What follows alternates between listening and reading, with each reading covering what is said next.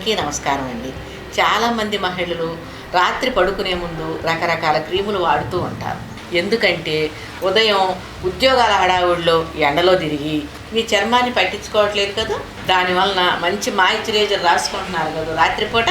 ఇక నుండి అవేవి రాయాల్సిన అవసరం లేదండి. హాయిగా మీరే ఒక క్రీమ్ రెడీ చేసుకొని రాసుకోండి. మీ చర్మం పాడవకుండా ఉంటుంది. అదేమిటో తెలుసుకోవాలంటే ఈ బామ చిట్కా చూడాల్సిందే. ముందుగా కావలసిన పదార్థాలు: కొబ్బరి నూనె, బాదం నూనె, గంధపు పొడి. ముందుగా ఒక బౌల్ తీసుకుందామండి. ఆ బౌల్లో ముందుగా కొబ్బరి నూనె ఒక స్పూన్ వేసుకుందాం.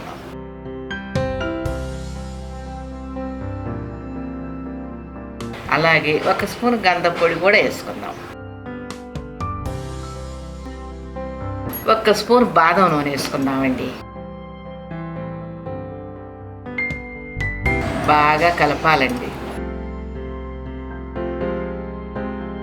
చూసారా, బాగా కలిసిపోయింది.